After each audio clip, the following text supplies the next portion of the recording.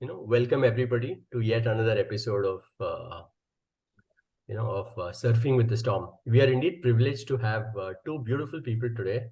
Rajiv and Sangeeta. Uh, and both with very intense, amazing, deep stories that we would all kind of hear over the next 45 minutes. And the last 15 minutes, we would open up for any personal Q&A and stuff like that we may have. And just to give you a slight background about Surfing with the Storm and why we started this and why we have not stuck to just surviving with cancer. What we really thought that survivorship was all about an essence that most people develop at the time of hardships. And what we thought that why don't we learn from varied experiences? It could be, like someone really losing a really closed one at a very young age, to someone going through an abuse or trauma, and someone going through an intense therapy like bone marrow transplant and stuff like that.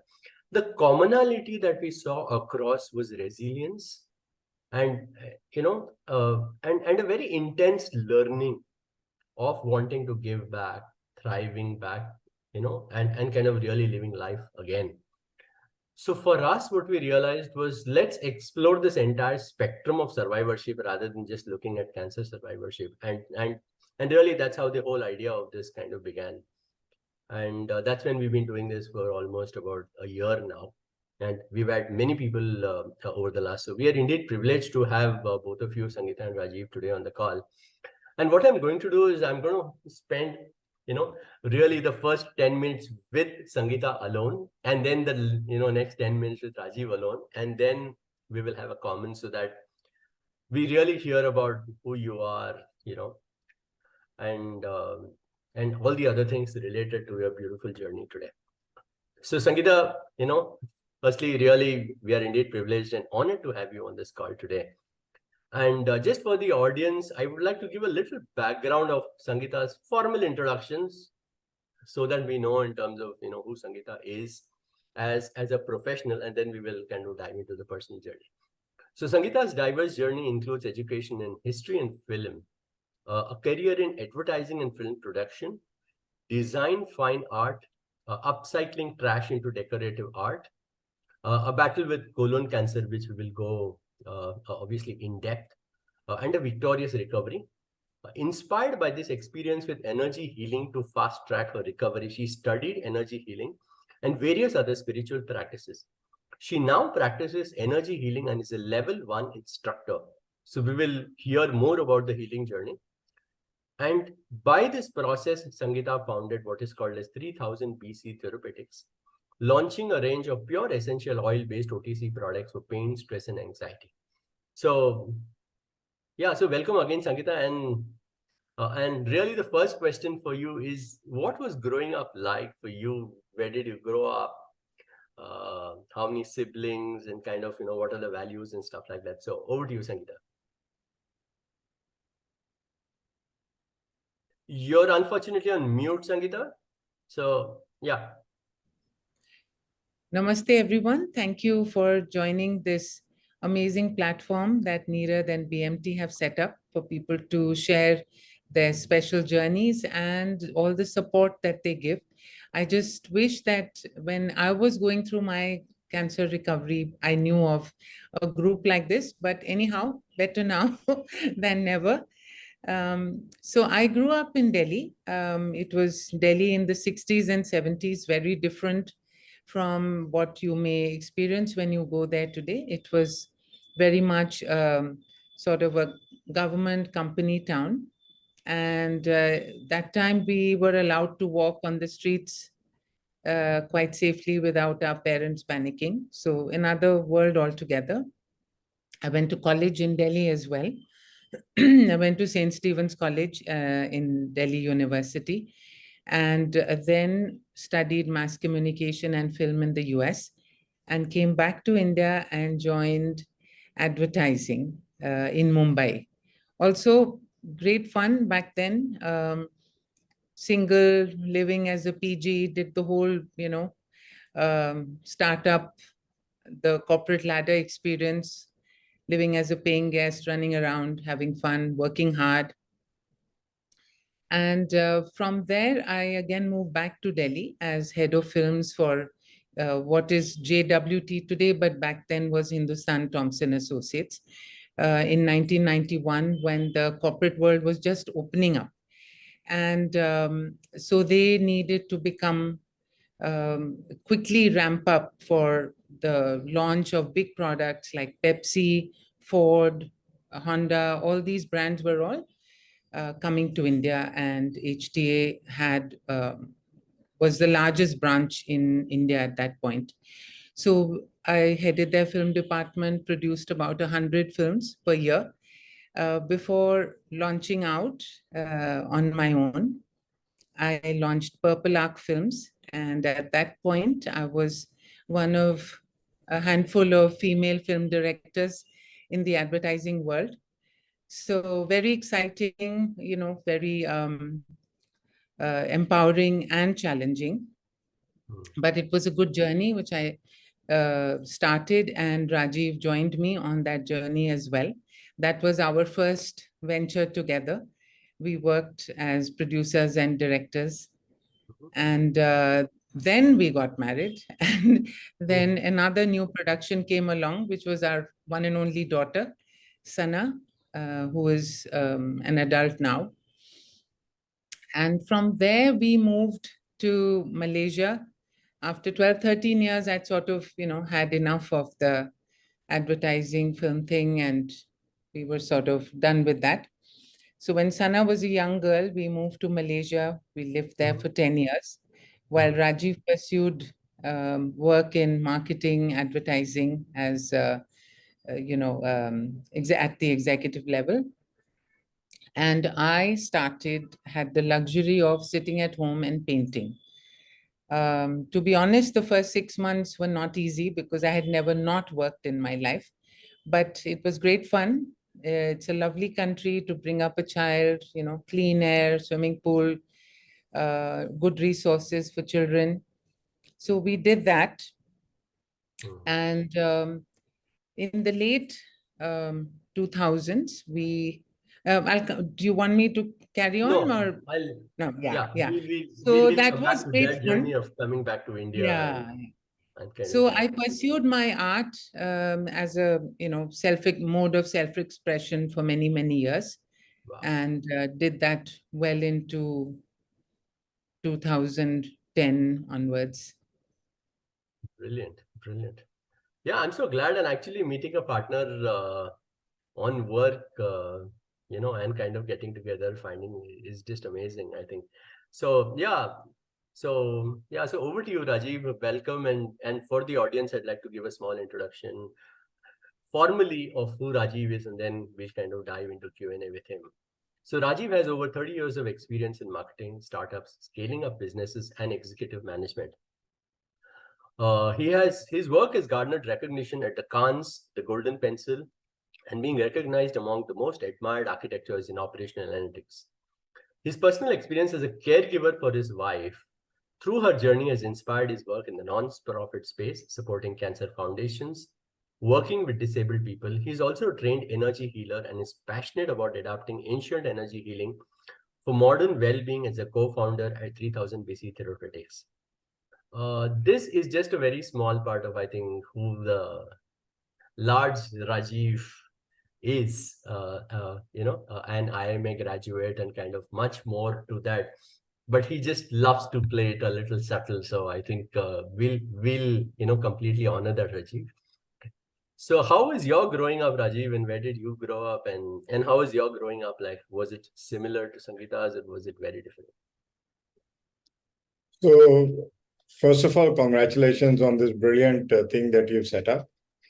Uh, it, you know, Having worked with and working even today with people who are trying to come out of this, the value of the platform that you've set up is immense.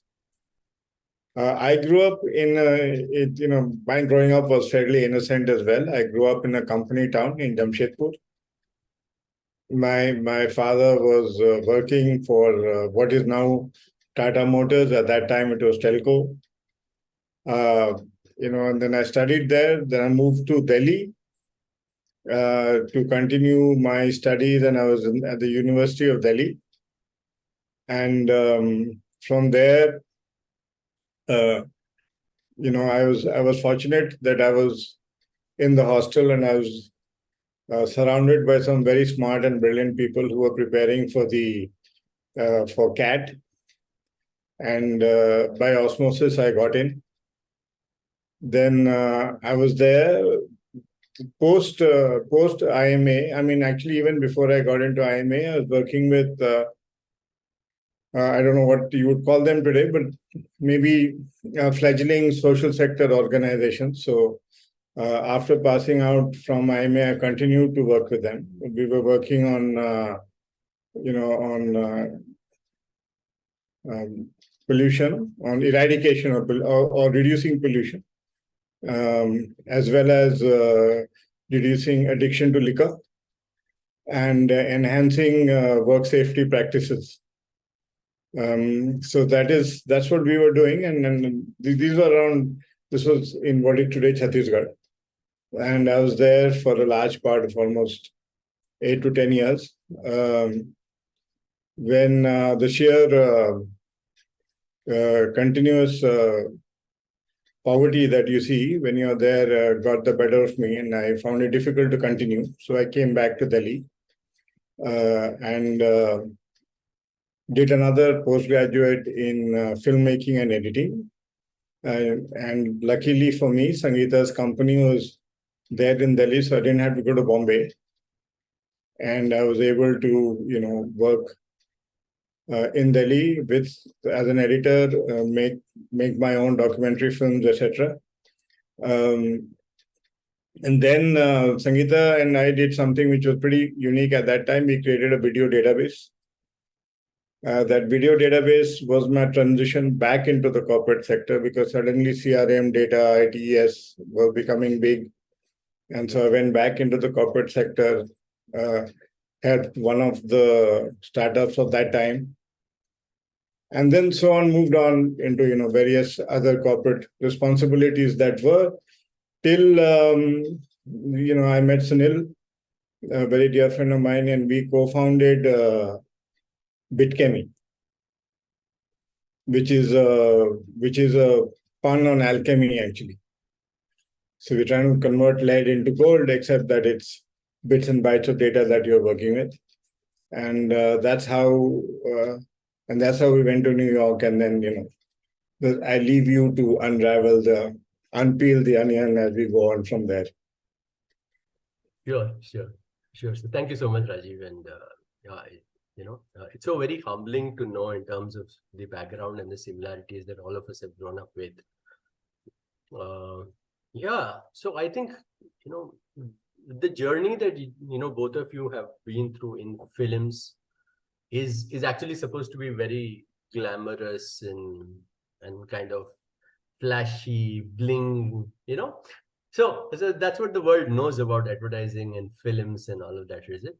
What was it for both of you to be in that? And anyone can choose to answer this in terms of what is the reality of, it's just great when you say that, you walked at the Cannes, the advertising. In fact, I didn't, I was ignorant of the fact that I thought, the Cannes festival was only for the films and the ads.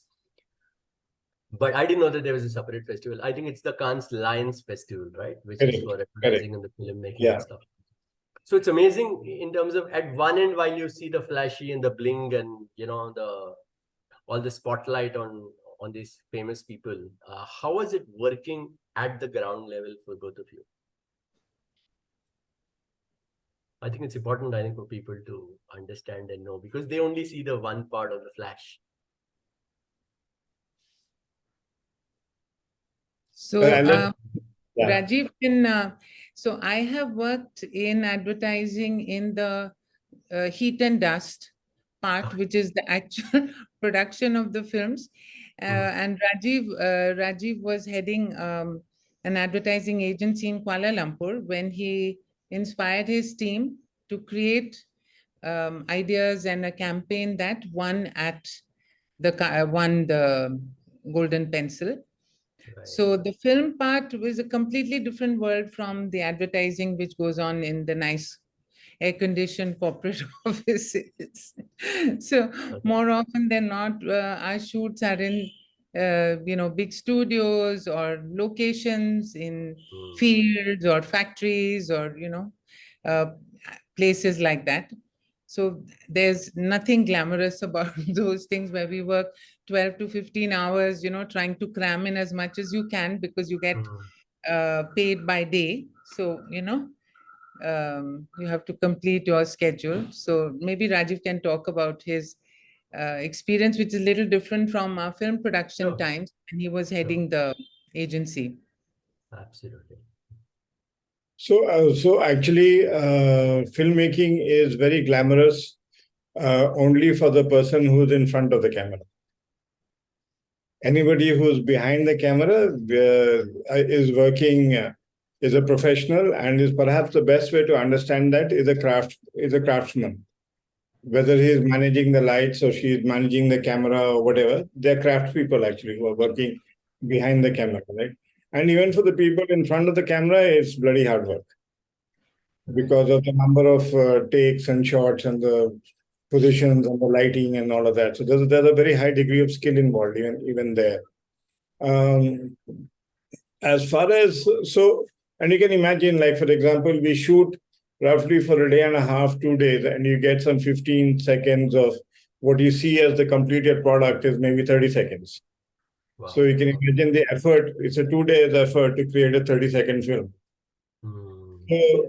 So it's fairly intense. As far as the awards and so on are concerned, it's actually a way in which you build the brand of the company that you're working for. Because it's a universal recognition given by your peers from who themselves are leading lights of the ad world globally. And so they recognize your work and they say this work has done stuff. And so, but we shouldn't confuse it. So while awards and all are good, the real value of advertising actually is in the brand or the sales that you create for your client. That's where the value is. Wow, fantastic. Now, just moving on to the core of this call in terms of, so you and your partner were working at one end, and so we also know that Sangeeta. So Sangeeta, let's come to you in terms of the focus of this call in terms of when were you diagnosed with this particular thing? How did it happen? And just share more about the journey in terms of diagnosis to kind of complete healing in terms of, so we understand what was happening while you were going through this, and like really given the person that you are, I think you'll be able to articulate now of what all you went through probably, and I think we'd like to hear more about when was it diagnosed, how did it exactly happen, and how did you manage it? So we were in Kuala Lumpur, and Rajiv had started working for this Bitchemy firm that was the software product company. And I was not feeling very good. I mean, I was working out, doing my yoga, meditation, swimming, walking, and physically I was really fit. I was the fittest I have been in a couple of decades at that point. Actually had abs, but I had some low-grade fever, which was there most days, and which is very hard for me to think of as anything serious because my normal body temperature is around 96.5. That is my normal. So, it's hard to say. You just feel feverish, but it's not showing up on the thermometer, right? So when I put the thermometer in, it's not showing a fever. But so the physician in Malaysia did all the tests, usual blood, etc., and nothing showed up. So he told me, he said, now there is only one test left for you to do, and that is a colonoscopy. So I heard that and I kept putting it off because it just seemed very threatening. Okay, so I kept putting it off. In the meantime, our shift to New York was happening. So in that whole move, it got left out. And during that shift somewhere, I started seeing blood in the motions in the morning. And when we got to New York, after we'd settled the house, got Sana settled into her school a little bit, I asked around, found out, because you have no doctor there, right? We didn't have a physician. So I tried to get an appointment at the New York Center. I think New York Medical Center, I think that's what it's called. It's one of the good ones with what they call internist, an internal medicine specialist, because that's who you go to over there. Okay. And they said, okay, I can give you a date after Valentine's Day. And I was calling at the end of November. So, so I said, okay, now, what do we do? So I called a dear friend, Dr. Ashok Khurana, who's been a friend for decades. He runs the most thriving radiology practice in Delhi. I said, what do I do, Ashok? So he said, are you coming in January for so-and-so's daughter's wedding? I said, yes. So he said, okay, we'll line up all the tests for you. When you come, we'll get it done. So that's what we did. So in mid-Jan, when we went to Delhi for my niece's wedding, I got the test done. And sure enough, it was not looking good. And so we said what to do, because back in New York, I'd met a doctor or two, but I didn't, it felt like so alien, you felt like one specimen. You were not treated as a human being. I felt I was being treated as a specimen in a petri dish, It was very, very alienating. So what we did was we decided that I would get the surgery done in Delhi. So Ashok again asked around, found the best surgeon possible, and one of those genius chaps called Dr. Samira Nandi, who was ex-AIMS and then head of, at that time, still is, head at Ganga Ram of the liver transplant department and GI surgery. Sure. Okay. Right. So then, by then, of course, I didn't have a home in Delhi. My parents were no more. But somehow the universe works in strange ways. I have a very dear friend called Ajay Lamba. He and his family stepped up. They opened up their heart and their home. And they said, look, we have a floor above where my mother lives. It's peaceful, it's quiet, it's central in Delhi. You just live there till you need to, right? And it's equipped, there's a cook, and Ajay's gorgeous mother is there. So, you'll get what you need. So that's what I did. So we lived in their home for many weeks. Then I flew back to New York because Sana was on her own. It was midwinter, just all patchwork. So my sister-in-law from Houston had gone to be with Sana so she could go to school. And Rajiv was shuttling between, mostly with me, and then to New York, then also the office in Hyderabad. Right. So, yeah. Yeah. So I'll just come back to you, in terms of, the next steps in the healing journey. But Rajiv, your partner also exactly at the similar time, while she was going through this, he also went through a health concern. And, so can you share a little bit about the same person, I presume, who you started the company Bitchemi with, right? Yeah, actually, Nirad, it was a bit later. Okay. It was so if memory serves right, what was happening with Sangeeta was from January of 2016. And and I think the reversal happened sometime in June of 2016, if I'm not wrong. Yeah. And The Sunil, ileostomy reversal, for those who want to know. Yeah. yeah, so that happened at that time, and my partner was diagnosed in December of 2016. Same year. So it was like we had kind of thought that things were kind of moving on. Right. And we were in Delhi, sorry, in Hyderabad, trying to, pick up the pieces again and figure out, okay, how do we, make up lost time and so on. When we got that shattering news that he's got brain tumor and is stage 4.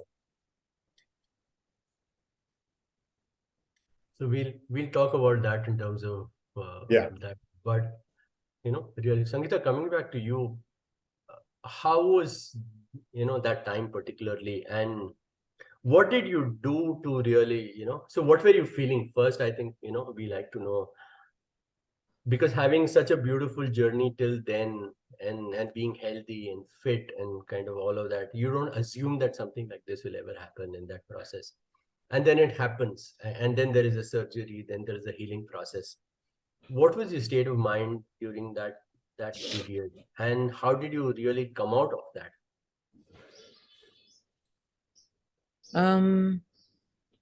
So I think it's a little multi-layered, my answer. Sure. I'll go back and forth because Rajiv can correct me. I don't think we've ever talked about it like that. But through those 6 months when I had my first surgery and the reversal, I don't think I was very distraught, Mhm. because though I was just sort of coping with it on a day-to-day basis. Mhm. And I think somewhere deep down, I knew from before, Mhm. because Wow.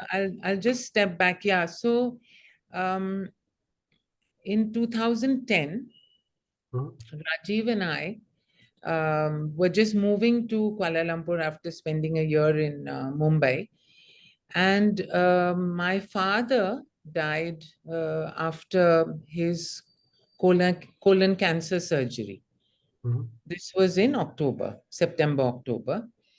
And 14 days later, Rajiv's father died of an undetected, undiagnosed virus infection of some sort. So we had this one tsunami happened. And then 15 months later, my mother and my sister passed on after contracting pneumonia on the 1st of Jan. So just exactly 15 months later, we had this other tsunami. Yeah. And so after that, Yeah. you can imagine Mm.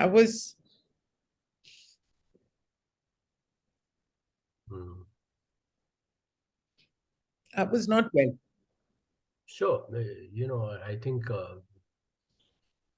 Yeah. yeah, this is a moment, I think, which kind of hits. You can take the first tsunami, but recurrence of two close people, very close people who you Yeah. really lived with all life, I So think it's very, very 4 people from my immediate family we lost in 15 months. mm, So then it took me a long time to recover from that. So in that period, we tried everything, did yoga, meditation, acupressure, acupuncture, so just to try and get our lives back together. So while we did that, um, I mean, then one was functional. I became functional, but then I wasn't really surprised that I wasn't feeling 100%. mm, So when this happened, in a way, it was sort of a relief, because okay, this is what it is. And because of all the support I had, I never really felt very despondent except for the odd day here and there. And I just said, okay, I will get well. And I was too stupid to know how difficult it is and what it's going to entail, how difficult it's actually going to be. So I thought, oh, okay, surgery is done, then I'll get back on my feet. Then there's the bag, then the bag will be removed, and I can go back to life. You don't realize, at least I didn't. I was very silly. I did not realize that um, there's no going back. You basically, your life has changed. Absolutely. You're Right. altogether a new person, I think, Yeah. from journey. Yeah. So everything will be different henceforth. And so in hindsight, I think it was like, how your GPS says rerouting, Mm. you know. So when you take one turn and it's not the one it wants you to take, it reroutes. So that's what I figured, that now my life has to reroute. So slowly, that realization came that it's not going to go back to this. Mhm. And then Sunil's diagnosis came. So then it was totally confirmed that life has to now reinvent itself. Our lives have to take some different form. And I'll come back to the next phase of the journey. But Rajiv, how was it for you? Because normally in the past we've all interviewed so many people, but never a male caregiver in that sense. How was the caregiving for you? What were you going through when Sangeeta was going through this, and and also probably the conversations with Sana, because Sana must have grown up by then, and obviously there are questions that people have. So how was it like to really go through this as a family and as a caregiver? So, at the time, I'll put it into context. So at the time, because we had not been in Delhi, for almost 12, 15 years, of the four parents, three had passed on. So the degree of family support was actually not there because people were not there. But like Sangeeta mentioned, Ajay stepped up, Ashok stepped up. So it didn't seem like there was a lot that was not manageable. Sure. Right. And also, since one knows the community of doctors and so on, they didn't see it as being something overwhelming. So we didn't see it like that also. So actually, it was so I would say that it was difficult in terms of the nursing and because the wound still had to be nursed, and there was a lot of stuff like that. But overall, I think by and large, it was largely optimistic. The person who had the real rough end of it was Sana. Because she had left, I think on the second or the third day after Sangeeta's surgery, back to Boston, and back to New York, and she was still there. And then she was, and we had a very large house in New York, and and things kept breaking down. And so they had to manage that part of it. And American senior school is not exactly an easy place to be, especially if you've kind of parachuted into that space. So she was dealing with that. And then she had to worry about college admissions and, the SAT and all of that. So there was that part sitting on her. And and also that's the first time she was away from us. She was away from us in rather traumatic circumstances, and I think after she left, I was able to go back only after 6 to 8 weeks to be able to see her again, and then again not be there for very long. So because I had to come back. So that part, I think. So I think of the three of us, at that time, the person who had the toughest time was perhaps Sangeeta, because the pain and all of that, and trying to come to terms with your own. It's not easy to go around with the ileostomy bag, it's difficult. And the pain and, so all the rest of it. But I think Sana had a very rough time as well.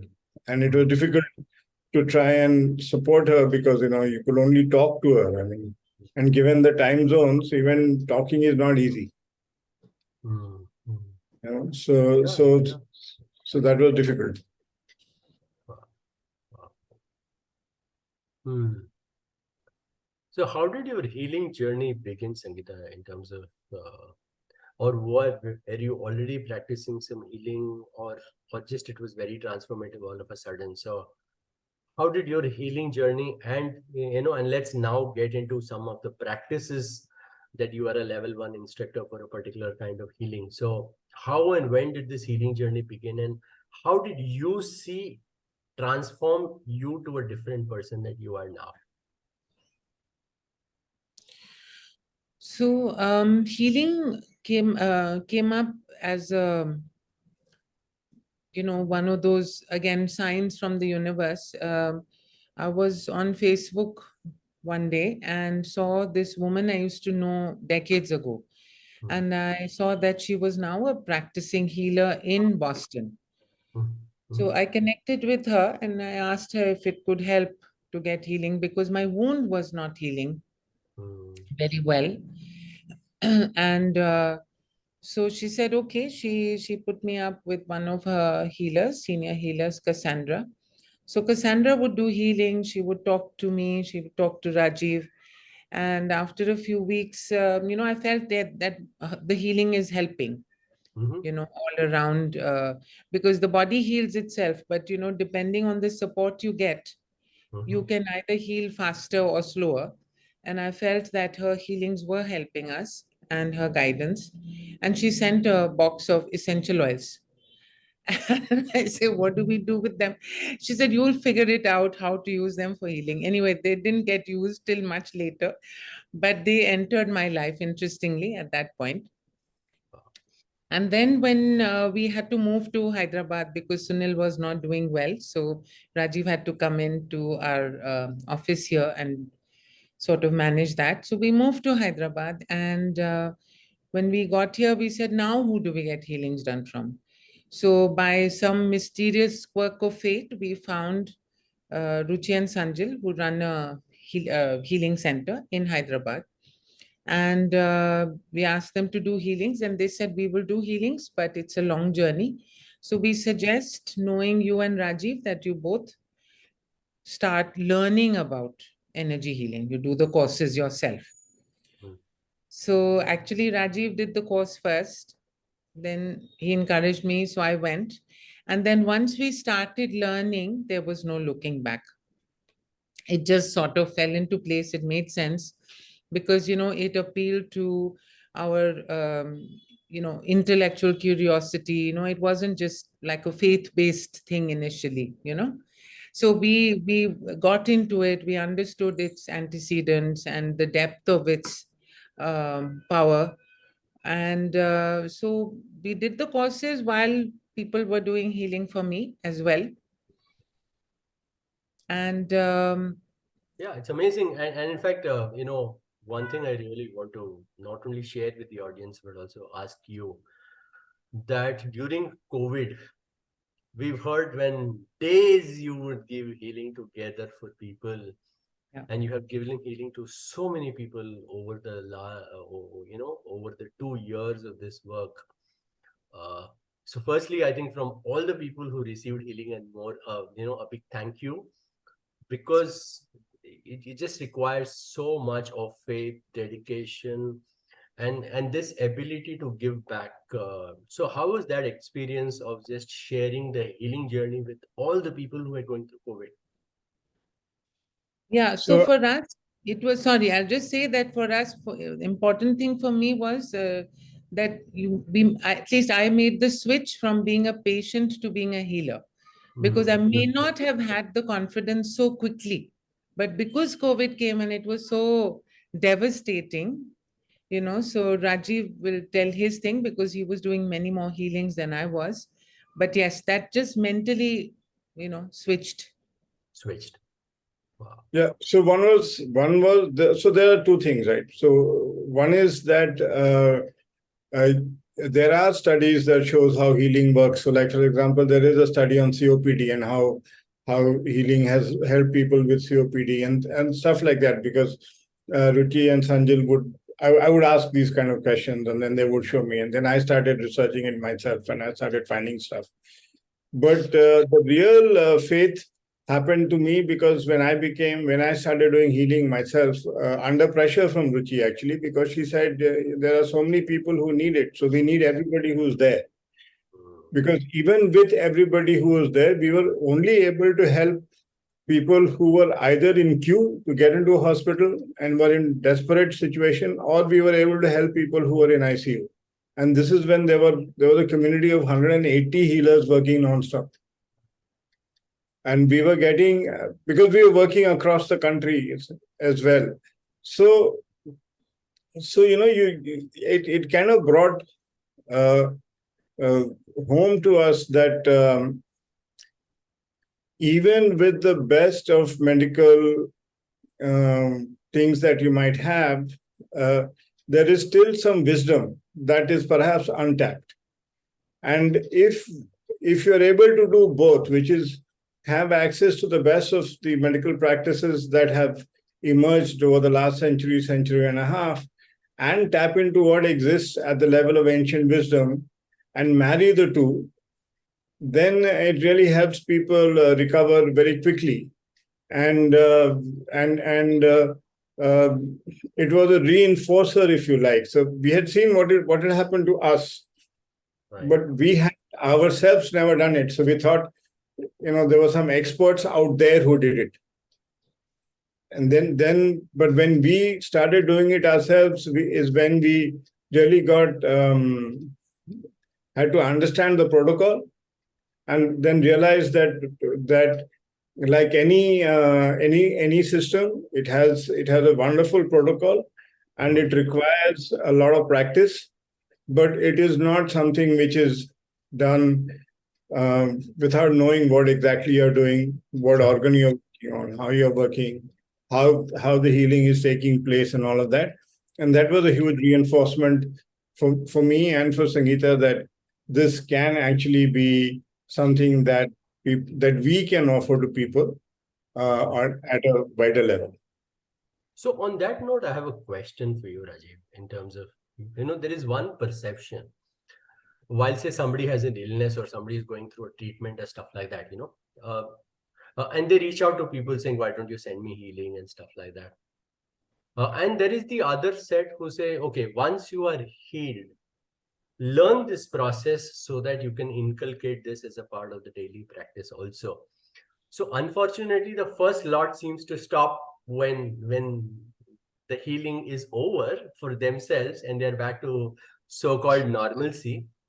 But the acceptance that one has also the ability to heal himself and then go back and heal the world is somehow missing. What is that piece where either people lose focus or people lose the ability? Have you been able to understand this in this process of having healed so many people? What would your advice be if that's a So first of all, my answer is that no, I don't have that wisdom. If I did, I would definitely be using it. But to the extent that I can figure out, the thing is that you don't want to remember that you are ill. You want to get back to being who you were before you fell ill, and this seems to be, this seems to be unnecessary. Like, for example, you don't become a surgeon after you've had a cancer or any kind of surgery. It's something that is done by an expert outside of you, and then it's finished. I think at some level there is that part which we all have to deal with. The other thing also is that so this is what we tell people, right? Especially people to whom who require healing. Like for example, there are some cases in autism or even in cancer where you require healing for almost 2 to 3 years. It's not going to go away, and it's not something that will finish in a month or so. And we strongly encourage them to learn first to understand what is happening. Because something is happening, you should be, at some level, you should understand what is happening. So you have not just a faith or an emotional connection, but also a mental and a rational connection to what is happening at one level. At the other level, also because it becomes simpler. Because if you know and you can start healing yourself, or better still, somebody from the family knows and the family can start helping to heal you, then the healing can become on a need basis as opposed to on a rota basis, right? Because we have to structure time when we can do it, and unless there's very strong need, we are unable to break that calendar and just get in. But if somebody in your family knew, like for example, Sangeeta is such a good healer. Whenever Sana or I need healing, she just does it in about 20 minutes, right? And it changes it.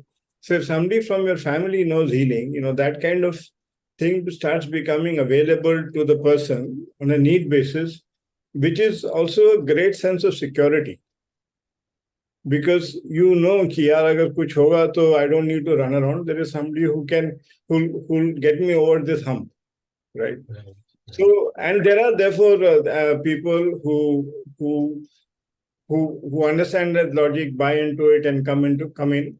But I would guess that would always be a smaller percentage than everybody who comes into healing, which is also one of the reasons why we've come up with aromatherapy. Right. Because that's a less time-intensive, knowledge-intensive kind of process, and still you can do it for yourself. And Sangeeta is very good at that. Absolutely. Fantastic. And I think well said. I think it's also a matter of acceptance and realizing of what shifts have happened within you to then, be able to make that decision for you to go ahead in this journey or not. So, yeah, so well said, Rajiv, on that. And so now, Sangeeta, I think, now really focusing on aromatherapy as a process, and very few people have know about this in depth. Okay. So obviously we don't have, so much time in terms of luxury or of time to be able to dive into depth. But can you share a little nuance about at what levels do aromatherapy work? And how are you now engaging with this process by setting up 3000 BC? Okay, so in energy healing, what we do is we send a certain frequency of energy depending on what the issue is. Yes. And what we have found is that nature has encoded that same frequency into plants and herbs and flowers. So when we extract the essential oil of herbs, flowers, and plants as an essential oil, and then we blend it into that, the way we do healing, like we do color therapy. So color therapy, the knowledge of the pharmacology of plants, right? So like everyone knows that tulsi is very good, as a cleanser. So people use it when you have, we all have that tulsi syrups and stuff like that, right? Right. And we have tulsi in the house because it's a purifier. So now if you take tulsi essential oil and you blend it with the other plants or herbs that work for that problem, then you have a portable energy healing. It's like a portable device of energy healing with you. Sure. So it's like amazing. I mean, what could be more fantastic and simple? Yeah. Right. So for instance, if you take our calm blend, okay, so it has So I'll yeah, just I'll just stop give you you there. one example. Yeah, sure. Because everyone has heard of the healing powers of lavender and how Correct. calming it is, right? So now you have this roll on, and you can just carry it in your purse, and whenever you're feeling stressed or anxiety, you can put it on the chakra that's needed. So it's like Beautiful. a mini healer in your purse, Wow. So Yeah. for day-to-day things, level one issues, essential oil blends, bigger problems, call your healer, Yeah. bigger problems, learn meditation, bigger, do the course, and so it's a laddered approach to however what your need is, there is a Beautiful. solution to that. Lovely, lovely. Is that So, simple enough? let's talk about 3000 BC. I was just very curious about the name itself because I think, we had Gautam Buddha 2500 years ago, and this is 3000 BC. So, how did this Yeah. happen, and how did you even think of creating over-the-counter products with these fine blends and easy to use? So, I'd really like to understand that bit of the Yeah. journey, including my curiosity about the name itself. Right. So three things. One, our teacher, Ruchi, has been blending and making products, and she teaches a course on aromatherapy for advanced energy healers. Mhm. So learn from her. And we during COVID, I said we set up 3000 BC Therapeutics as a bespoke practice. So whatever issues people have, I was going to make special blends for them, Mm, right? And then we realize that most of these issues fall within mm, 80% of a range which can ready to be ready to use for people instead of doing a bespoke, because then we can reach more people, right? So we then mm. started working on the OTC range, getting certifications, packaging design, etc. And Rajiv came up with the name 3000 BC Therapeutics, because we were struggling with names and we were coming up with these esoteric, very um, spiritual names, and then they were getting rejected by the board of companies. And so Rajiv said, yeah, why not just keep it 3000 BC Therapeutics? Because that is the first extant use of essential oils, first documented use Okay. in the Middle East. I mean, they was used in Egypt and then in Wow. Arabia. Brilliant, So brilliant. So yeah, now just tell me 3000, 3000 BC Therapeutics has has a number of products. yes, So can you just share what different types of products do you have at 3000 BC now? yeah. So at the front we have two packs. One is a pain relief pack. Hmm. So pain relief means for headaches, cuts, burns, any first aid issues. You apply that and you're good to go. Okay. Then there is another pain for joints and muscles. Okay. So if you pulled a muscle while exercising, or you're elderly, whatever, these are there, so ready to Hmm. use. The Yeah. second is the stress relief pack, which has the Mhm. calm roll on and the sleep easy blend, Right. because these issues, the more psychological issues, if they are not addressed, they can spiral very quickly into Yeah.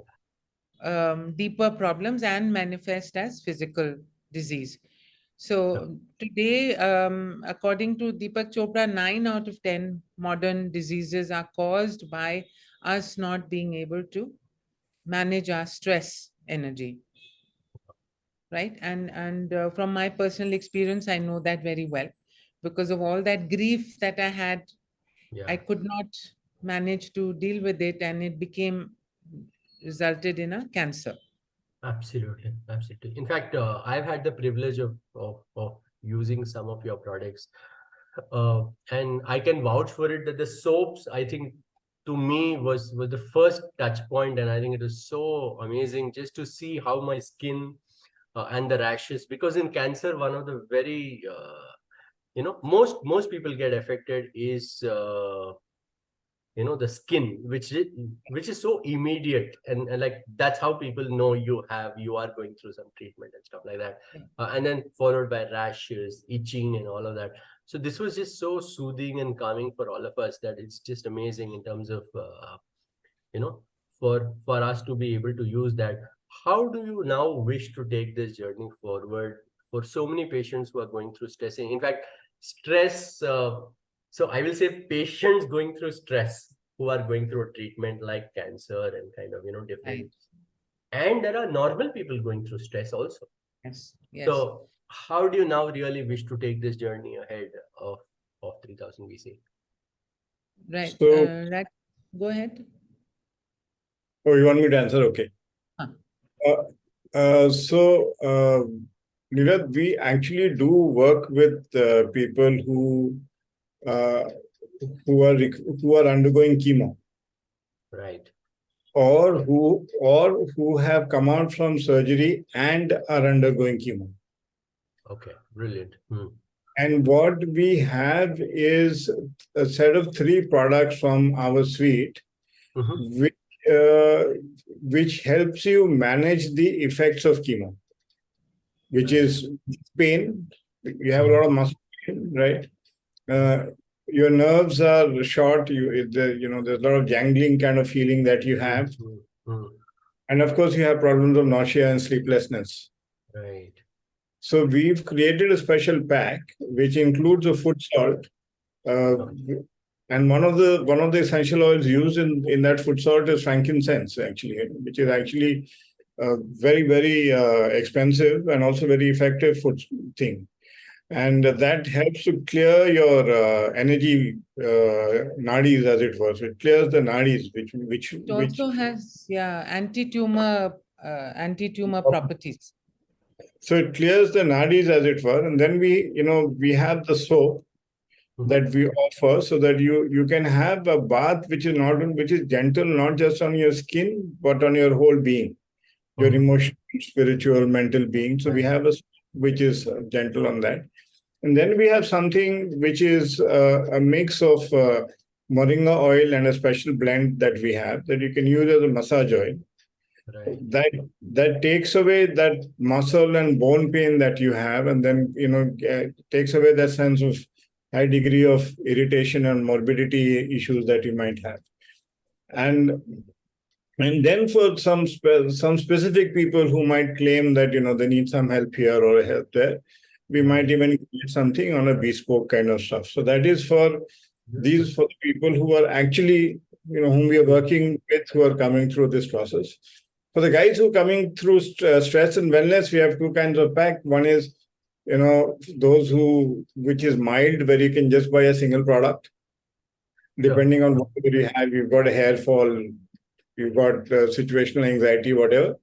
Or we have a bundle, a wellness bundle, which you can buy. And so and now we've gone fully mainstream with at least some of our products, because we've even started listing on Amazon and so on, so that you don't necessarily need to know us or be connected to us to be able to use our products. Yeah. Beautiful. So how So I look at it basically, is, I'll just say one thing. sure.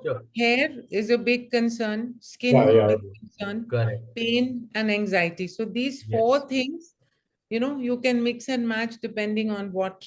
Well, yeah. No, it's just amazing in terms of how both of you have been able to transform your personal journeys into bringing out something beautiful. It's almost like what Rajiv was sharing, saying 2 full days of hard work into 30 seconds. Everybody sees the 30 seconds.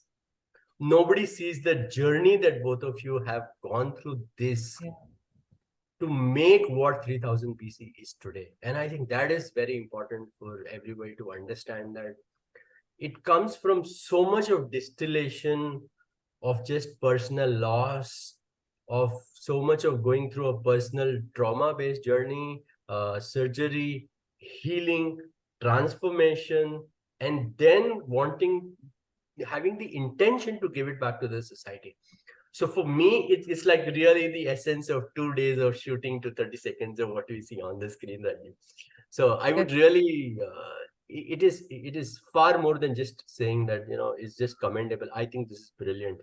And I think this is what so many people going through their healing journeys need today.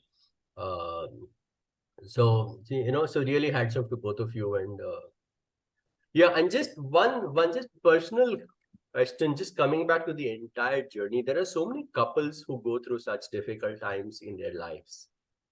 If there was one piece of advice from both of you, or any one of you, if you choose to answer, what would that be when couples go through this journey together?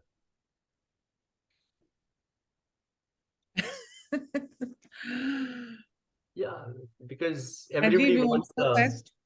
wants to hear the 30 seconds and not the entire journey sometimes, right? We will So, have divergent views. So I will let sure. Rajiv go first. Okay. Yeah, I Rajiv, don't over to you. I don't know actually if I would give any advice. Uh-huh. And not out of being supercilious or anything like that. It is just out of respect that everybody's situation, when you go through something like this, is very unique. Whether it is in terms of your support system, your financial stability, the age that you are at, there are so many moving parts that it's very difficult to give advice. If anything, I would simply say that the most difficult thing when you or somebody whom you know or care for very deeply is ill is being patient.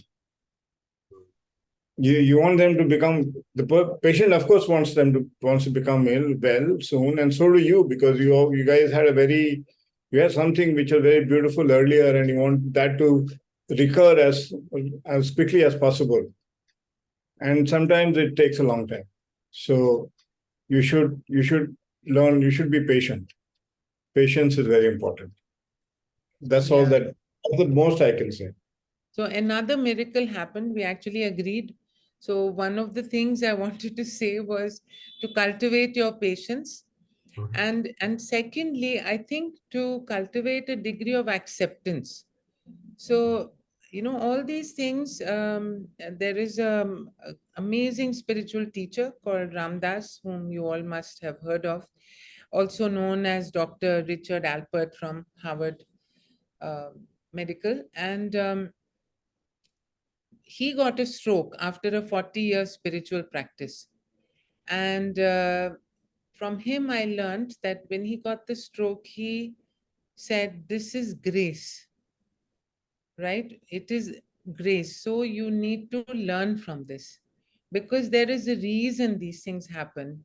So I would say when bad things happen, don't be upset, be patient, go inward, and try and understand what is the message the universe is giving you, because there is definitely a message from the universe when we are nudged away from, we want to go here but we are pushed in another direction. There's a reason, and if you delve deeply enough and concentrate, you will get better outcomes and Yeah, go with the flow. beautiful. Yeah, go with the flow. Beautiful. And just going with the flow, I think we are beautifully flowing over time. But I would Yeah. still, honor the audience for any questions that they might have. I think this is your time to unmute. Yeah, so I unmuted myself voluntarily. So if there are any questions, please go ahead and just share or ask. I think, the next 5 minutes, 10 minutes are for us. So anybody wishes to ask any question or share something of what emerged with you on the call, I think this is our time to do that. Yeah, I think there was some chats. Yeah, there are some chats. Okay.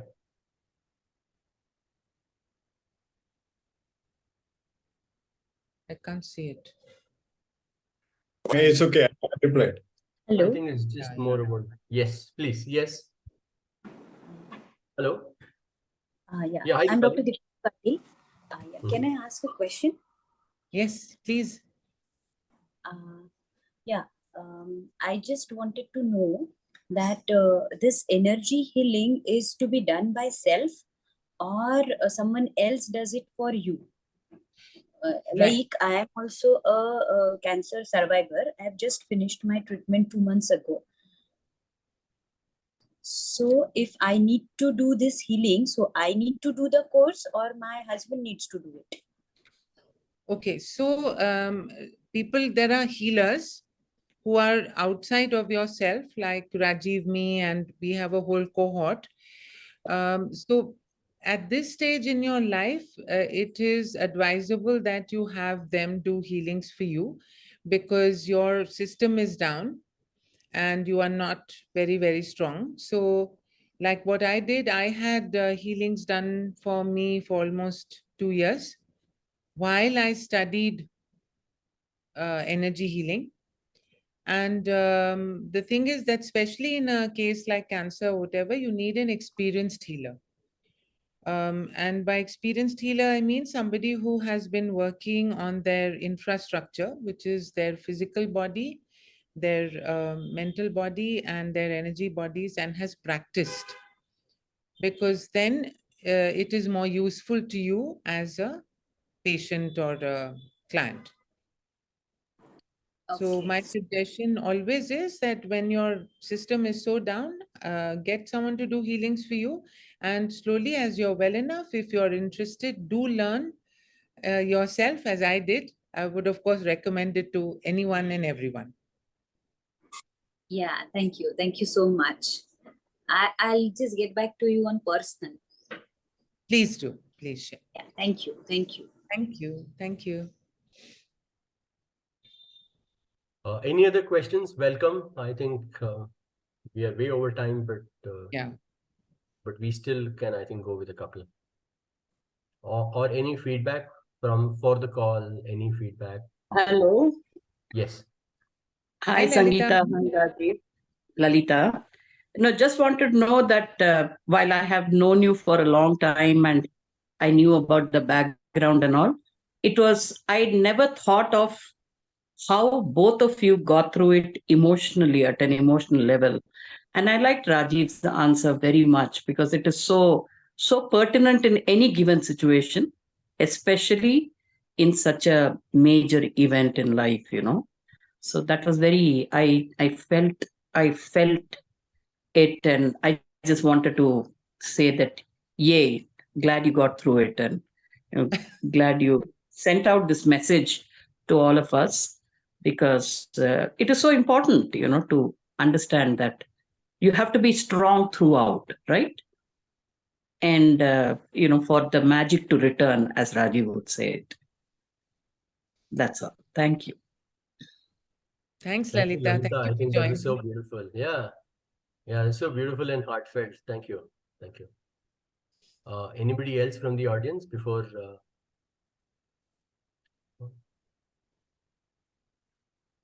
Should we ask if cost of 3000 BC products is feasible for all? This is one question that is just come, I think, over an email for us. Okay. So So, this is one question. Yeah. how should I say? So when we price the product, right, and everybody from marketing and my corporate background will tell me this is stupid, but this is what we've done.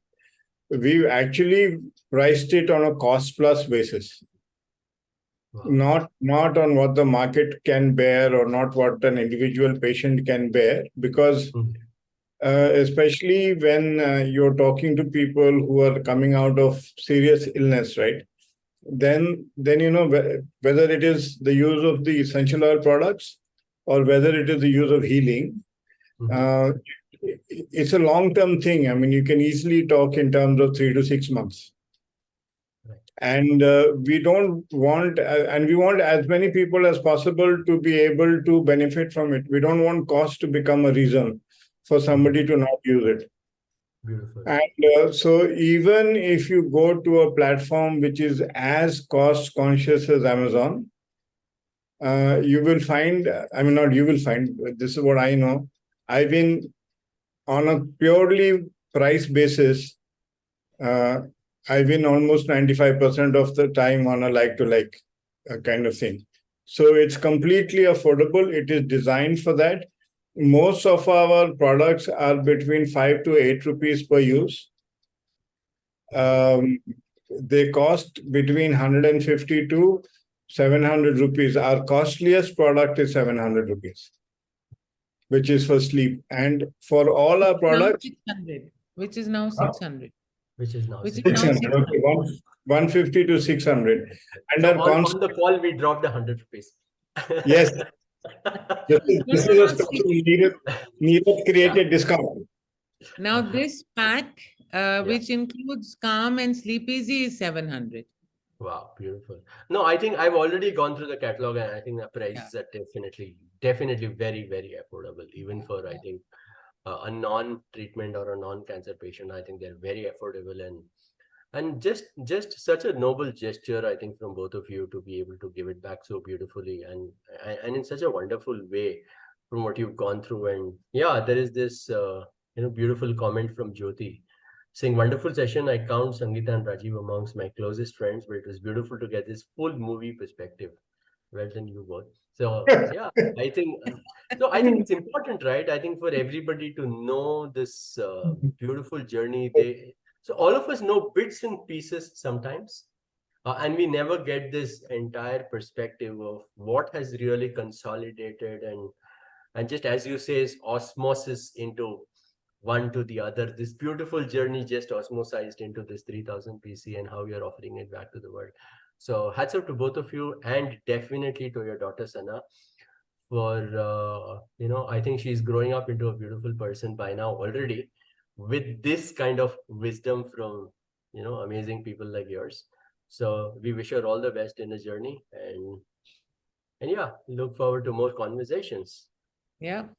Really, thank Yeah. you so much for sharing not only your time but your journey with such heartfelt and just amazing energy. I think it was just energy flowing throughout the call. So thank you so much for this. Thank you, Neerad. You are the person, another wonderful gift to our life. We are so happy to have met you and shared with you.